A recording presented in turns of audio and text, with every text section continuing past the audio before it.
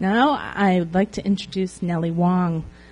She is a prominent, international, renowned poet. She has been published in England, Italy, France, to name a few. And she has read her poetry in China and Cuba.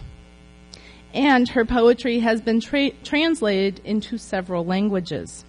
I do believe you can find some of her poetry in our bookstore in the back. Nellie Wong speaks to us now on women and revolution, alive and inseparable.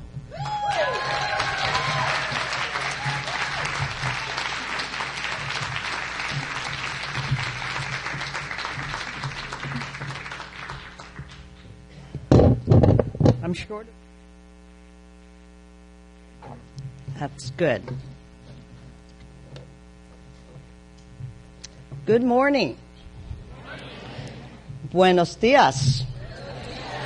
Joseon. That's the limit of my international language.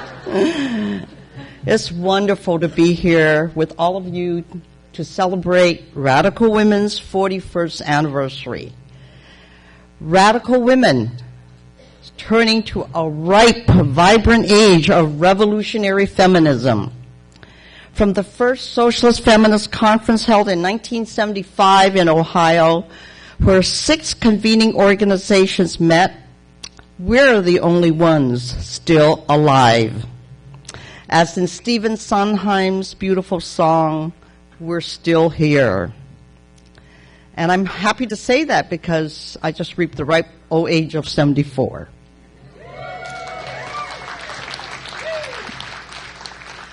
In the days ahead, we've a sumptuous feast of revolutionary ideas, scintillating discussions, and just desserts to work together.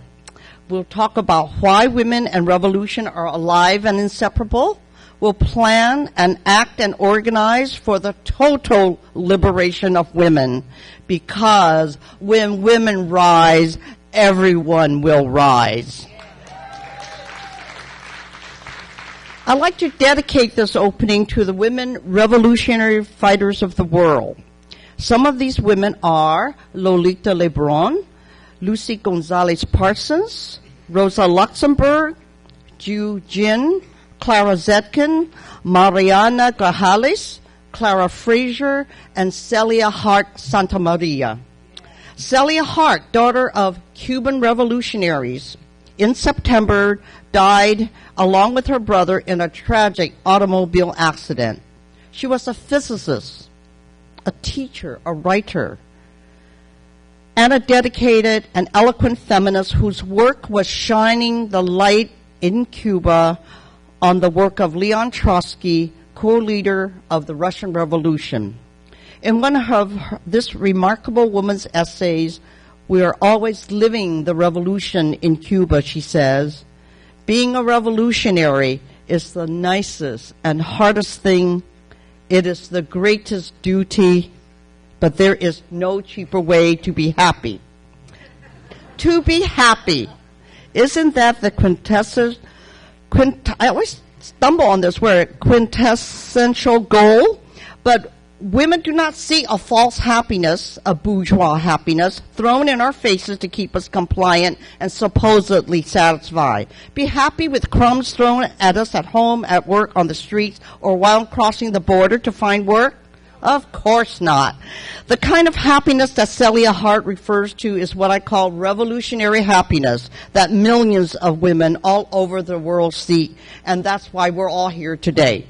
To be free from slavery as girls, as women, as mothers, and as daughters. To be free from exploitation as wives, as lovers, as workers, and as immigrants. To be free from a global economic system, capitalism that engenders race, sex, and job exploitation and violence against our bodies. To be free, to be radical, to be revolutionaries. Whether we're straight, queer, black, white, Jewish, Arab, Latina, Chicana, Indian, or Asian Pacific Islander of mixed race, native or foreign-born, disabled, young, old, or in our mid-years, women comprise the most oppressed half of every society. Aren't we fed up with the same old economic system that may give us a crack at the vice presidency? Or more seats in the boardroom? If we behave and non-threatening to the status quo and look good while we're doing it? Aren't we fed up with the mortgage crisis and the government bailing out to the tune of $700 billion? To the richest CEOs, bankers, and demagogues in finance institutions such as Bear Stearns, Fannie Mae, Freddie Mac, and the like?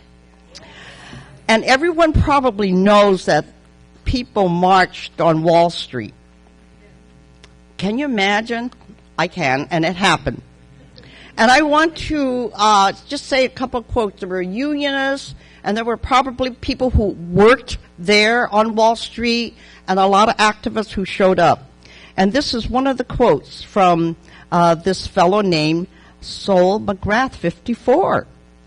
And he said, these people are thieves and belong in jail. McCain's trying to make it look like he's doing a great thing, but he's not. That scumbag doesn't want to face the questions because he was behind the savings and loans. Then this one I really like. I don't think the Democrats are much better, said Eva Lee Baird, 68, of the Granny Peace Brigade. Woo! Noting that many of the Depression era controls are impudent investments and taken away under Bill Clinton. Now, there's a whole lot more. You just have to stay glued to your TV and to the radio for all the news that are coming out of this. But it gives us a really great chance to analyze what's happening and to say, well, what do women have to do with this, right? So we're fed up with the thieves in business suits. I don't care if they're Democrat or Republican or maybe unstated, but they are taking from the poor and the workers, us, to enrich themselves and their minions. It's Robin Hood in reverse, and it stinks. If it's socialism only for the rich, we reject it. If we need socialism for the entire globe, and socialist feminism is key to the long, hard fight for a better world.